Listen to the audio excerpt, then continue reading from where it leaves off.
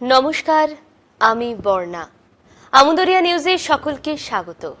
আজ কিছু বিদেশের খবর নিয়ে আপনাদের সামনে হাজির হয়েছি।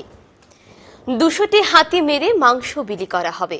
এল নিনোর কারণে জিম্বাবুয়েতে ভয়ঙ্কর খরা চলছে।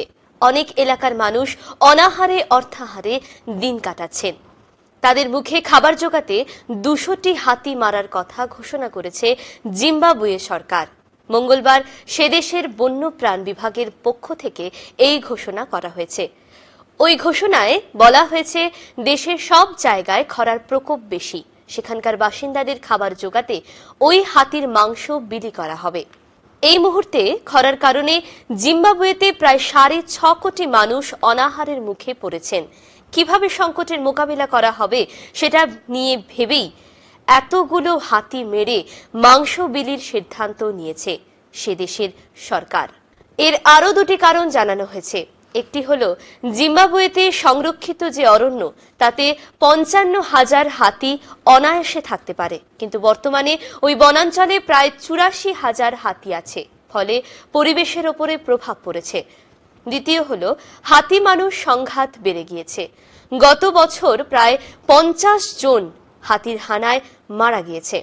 এ নিয়ে পরিবেশ প্রেমীদের পক্ষ থেকে কোনো প্রতিবাদের কথা এখনো শোনা যায়নি। অবশ্য কিছুদিন আগেই নামিবিয়া 83টি হাতি মেরে খরাপীড়িত এলাকায় মাংস বিলি করেছে।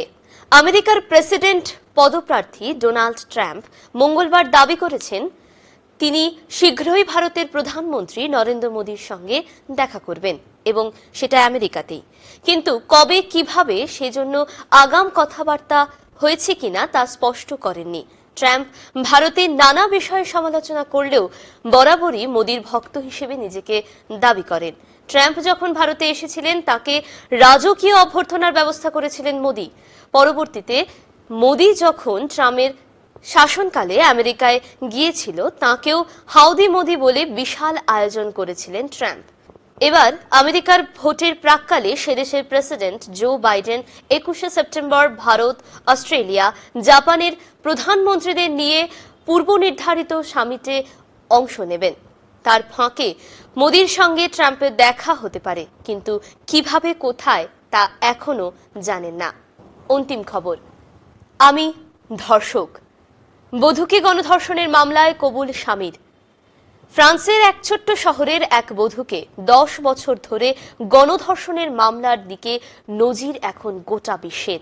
ওই মামলার অভিযোগকারিনী তার স্বামী ডোমিনিক পেলিকটের বিরুদ্ধে অভিযোগ করে বলেছেন, তার স্বামী তাকে খাবারে মাদক মিশিয়ে ঘুমন্ত অবস্থায় রেখে রোজই কাউকে না কাউকে দিয়ে ধর্ষণ করিয়েছেন। সেই ছবিও তুলে রেখেছেন। তিনি টের পাওয়ার পরে স্বামীর থেকে সেপারেশন নেন, তারপরে মামলা রুজু করেন। ওই মামলায় তার স্বামী সহ 18 জনকে পুলিশ গ্রেপ্তার করেছে। মঙ্গলবার ফ্রান্সের আদালতে তার স্বামী নিজের দোষ স্বীকার করেছেন। তার স্বামী জানান তিনি একজন ধর্ষক এবং যা করেছেন তা ক্ষমার অযোগ্য। এই ঘটনায় অভিযোগকারিনী প্রতিক্রিয়া, আমি যাকে চোখ বন্ধ করে বিশ্বাস করেছিলাম সে যে দিনের পর দিন এমন কুকাজ করবে তা ভাবাটাই আমার কাছে কি যে বেদনার সেটা বলে বোঝাতে পারবো না। অভিযোগকারিনীর বয়স এখন প্রায় 70 বছর। তিনি এত দৃঢ়ভাবে অপরাধের বিরুদ্ধে সরব হয়েছেন তাতে বিশ্বের অনেক মহিলাই তাঁর পাশে দাঁড়িয়েছেন। ফ্রান্সে তাকে সমর্থন করে দোষীদের কঠোর শাস্তির দাবিতে রোজই মিছিল করছেন মহিলারা। গত 2রা সেপ্টেম্বর ওই মামলার বিচার প্রক্রিয়া শুরু হবে। আজ এই পর্যন্তই, ফিরবো আবার অন্য কোনো খবরে। ধন্যবাদ।